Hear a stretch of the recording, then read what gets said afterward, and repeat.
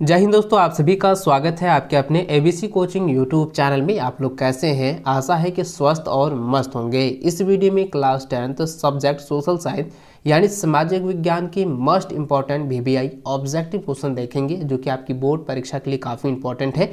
तो सभी छात्र अंत तक बने रहें और आप सभी इस वीडियो में बताए गए सभी क्वेश्चन को आप अपनी कॉपी में नोट कर लीजिए और एग्जाम से पहले इसको अच्छे से रिविजन जरूर कर लीजिएगा। दोस्तों, यह जो है आप लोग इंपॉर्टेंट क्वेश्चन का पार्ट 5 वीडियो है।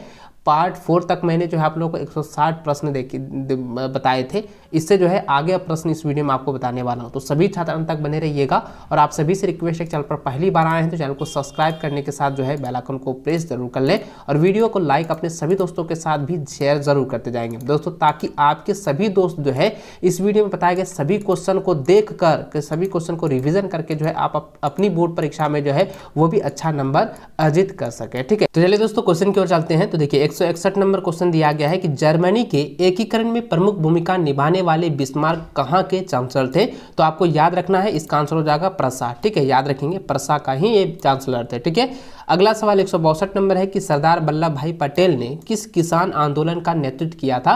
तो इसका आंसर होगा बारदोली आंदोलन। ठीक है, इसका आंसर कब जाएगा? बारदोली आंदोलन का जो है उन्होंने नेतृत्व किया था। ठीक है, अगला सवाल 163 नंबर है कि साइमन कमीशन भारत क्यों आया? तो दोस्तों इसका आंसर होगा कि भारत में संवैधानिक व्यवस्था की कार्यशैली का अध्ययन करने जो है भारत को जो है साइमन कमीशन भारत आया था। ठीक है, याद रखेंगे, ये ऑब्जेक्टिव में पूछा जाएगा। ठीक है, चलिए अगला सवाल देखिए 164 नंबर दिया गया कि प्राचीन काल में किस स्थल मार्ग से एशिया और यूरोप का व्यापार होता था? तो इसका आंसर हो जाएगा रेशम मार्ग से। ठीक है, इसका आंसर क्या होगा?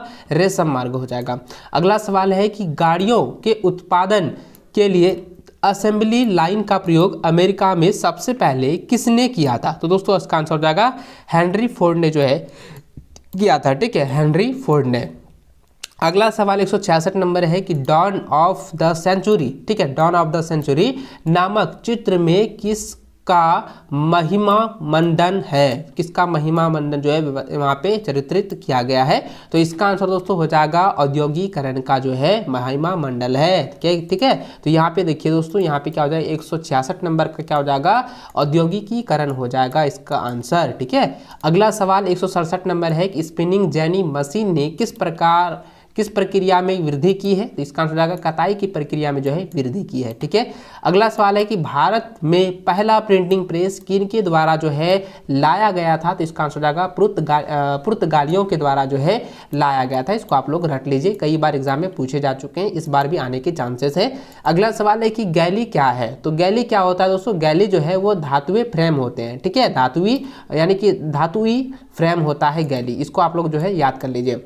अगला सवाल है कि यदि सरकार के विभिन्न अंगों विधायिका, कार्यपालिका और न्यायपालिका के बीच सत्ता का बंटवारा रहता है तो उसे सत्ता का वितरण कहा जाता है। तो कौन सा वितरण कहा जाता है? क्षैतिज वितरण कहा जाता है। तो याद रखेंगे, इसका आंसर हो जाएगा क्षैतिज। ठीक है, अगला सवाल 171 नंबर है कि भारतीय संघ में इस समय है, तो भारतीय संघ में जो है इस समय 28 राज्य और 8 संघीय क्षेत्र है। ठीक है, तो इसको आप लोग जो है कॉपी में नोट करके इसको 100% जो है रिवीजन जरूर कर लीजिएगा एग्जाम से पहले। ठीक है, चलिए आगे बढ़ते हैं। अगला सवाल 172 नंबर दिया गया है कि मैक्सिको ओलंपिक, ठीक है, यानी कि मैक्सिको ओलंपिक की कहानी जो है किस आंदोलन से संबंधित है? तो इसका आंसर दोस्तों हो जाएगा नागरिक अधिकार आंदोलन से संबंधित है। किसका हो जाएगा आंसर? नागरिक अधिकार आंदोलन से। ठीक है, अगला सवाल 173 नंबर है कि संविधान के किस अनुच्छेद में अस्पृश्यता को समाप्त कर दिया गया है? तो इसका आंसर होगा अनुच्छेद 17 में जो है ये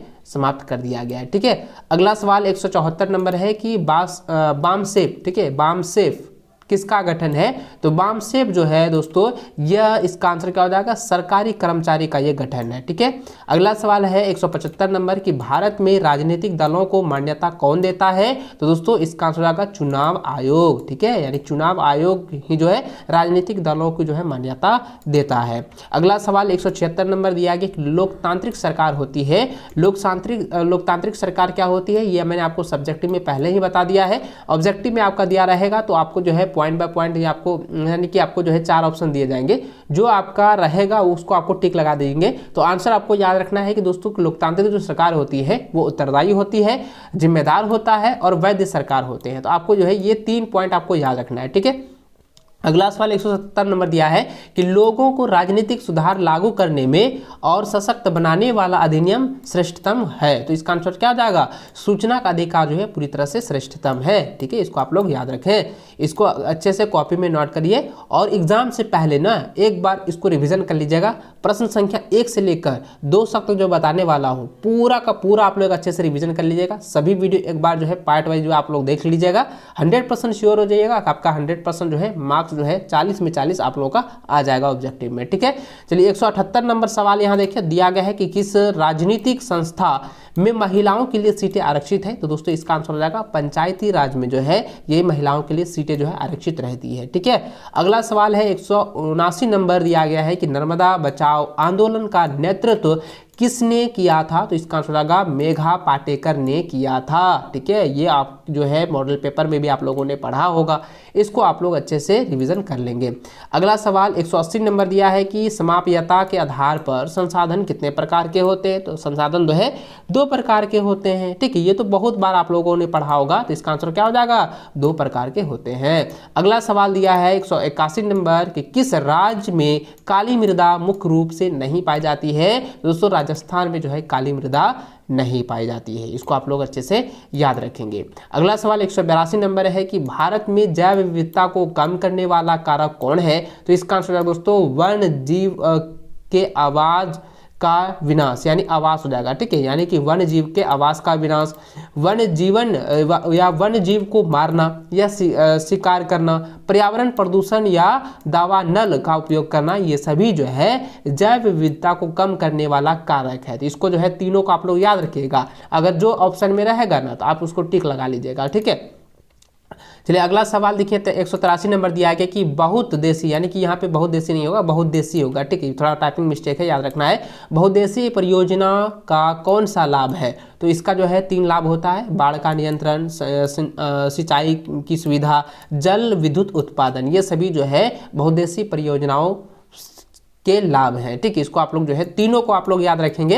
एग्जाम में अगर आपका ऑब्जेक्टिव में तीनों में से एक रहेगा ना तो आप डायरेक्ट जो है इसको टिक लगा दीजिएगा, ठीक है। वो मार्कशीट पे आपको उसका जो है गोले को काला कर दीजिएगा। अगला सवाल 184 नंबर दिया गया है कि चाय, कॉफी, रबर, गन्ना, केला आदि किस तरह की फसल है। तो ये सभी जो है रोपण फसलें हैं, ठीक है। इसका आंसर क्या हो जाएगा? रोपण फसलें। अगला सवाल देखिए दिया गया 185 नंबर कि भारत में धान की खेती मुख्य रूप से किस फसल ऋतु में की जाती है। तो ये दोस्तों यह इसका आंसर क्या हो जाएगा? खरीफ फसल हो जाएगा, क्योंकि धान की खेती जो है वो खरीफ फसल के उदाहरण है, ठीक है। अगला सवाल 186 नंबर है कि कोयले की खानों में से कौन झारखंड राज्य में है। तो ये दोस्तों क्या हो जाएगा? कोयले की खानें कहाँ है? बोकारो में है ना, तो इसका आंसर क्या हो जाएगा? बोकारो हो जाएगा, झारखंड राज्य में है। अगला सवाल 187 नंबर है कि निम्न में आधारभूत उद्योग है। तो इसका आंसर होगा लोहा इस्पात उद्योग, ये क्या है? आधारभूत उद्योग में से एक है, ठीक है। इसको आप लोग नोट कर लीजिए। अगला सवाल 188 नंबर की कारखानों द्वारा निष्कासित 1 लीटर अवशिष्ट से लगभग कितना गुना जल दूषित होता है। तो दोस्तों इसका आंसर हो जाएगा 8 गुना जो है जल जो है दूषित हो जाता है। यानी कि कारखानों के द्वारा अगर मान लो 1 ही लीटर अवशिष्ट पदार्थ निकलता है ना तो वो पानी को यानी कि जल को जो है 8 गुना दूषित करने की क्षमता रखता है। तो याद रखेंगे 8 गुना इसका आंसर हो जाएगा, ठीक है। अगला सवाल है 189 नंबर दिया है। 189 नंबर में दिया गया है कि सड़क परिवहन के बारे में कौन सा कथन सत्य है यानी असत्य है। तो इसका आंसर क्या हो जाएगा? सड़क परिवहन में तो रेल की अपेक्षा लागत बहुत अधिक है, ये पूरी तरह से जो है सड़क परिवहन के अंतराल में ये असत्य है, ठीक है। इसको आप लोग अच्छे से नोट कर लीजिए।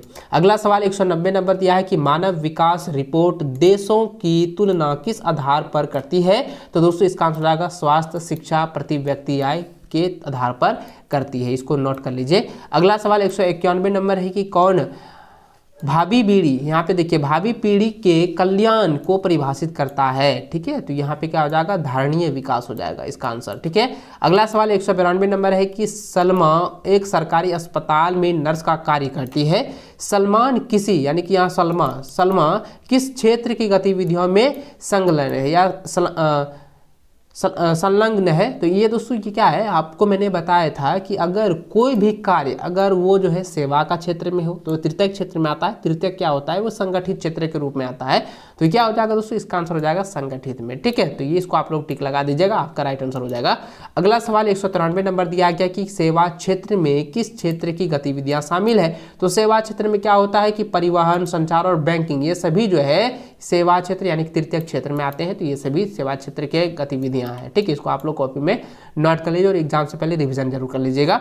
अगला सवाल 194 नंबर है कि कौन वस्तु विनिमय का उदाहरण है। तो वस्तु विनिमय का एक उदाहरण आप देख सकते हैं कि एक गाय के बदले जो है 5 बकरी का सौदा। तो ये जो है एक वस्तु विनिमय के उदाहरण को दर्शा रहा है। यानी दोस्तों अगर मान के चलो हमें जो है गाय की जरूरत है और किसी को बकरी की जरूरत है, तो क्या हो जाएगा कि हम उसको वो हमको गाय देगा तो हम उसको जो है बकरी देंगे। तो इस तरीके से जो है कोई भी वस्तु का आदान प्रदान होता है तो ये जो है वस्तु विनिमय का उदाहरण कहलाता है। ठीक है, आप इसको जो है कॉपी में नोट करके और इसको अच्छे से याद रखेंगे। अगला सवाल 195 नंबर दिया गया कि व्यापारिक बैंक के क्या कार्य है।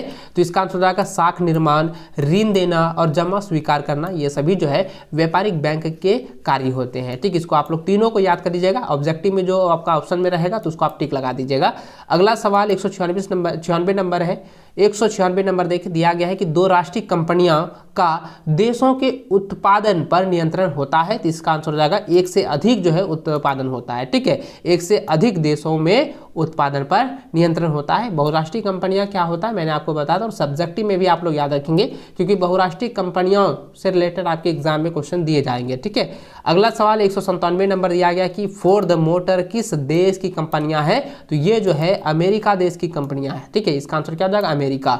अगला प्रश्न है कि हॉलमार्क किस प्रकार की वस्तुओं की गुणवत्ता का प्रमाणित चिन्ह है। दोस्तों आपको पता होगा, आप अगर किसी भी सोनार के दुकान जाते हैं, कोई सोना लेते हैं, चांदी लेते हैं या कोई बनावटी चीज़ लेते हैं तो वो वहाँ पे हॉलमार्क देता है। ठीक है, तो हॉलमार्क का जो अपनी निशान देता है तो उसकी जो गुणवत्ता है ना तो वो आभूषण की पहचान के लिए किया जाता है। तो इसका आंसर हो जाएगा आभूषणों के लिए। ठीक, इसको आप लोग रख लीजिए। अगला प्रश्न जो है 199 नंबर दिया है कि राष्ट्रीय उपभोक्ता दिवस किस तिथि को मनाया जाता है। तो दोस्तों राष्ट्रीय उपभोक्ता दिवस जो है प्रत्येक वर्ष जो है 24 दिसंबर को मनाया जाता है। तो इसका आंसर क्या हो जाएगा 24 दिसंबर। ठीक है, अगला सवाल जो है दूसरा 200 नंबर दी गई है कि इटली एकीकरण कब हुआ था। तो दोस्तों आपका आंसर हो जाएगा 1871 ईस्वी को हुआ था।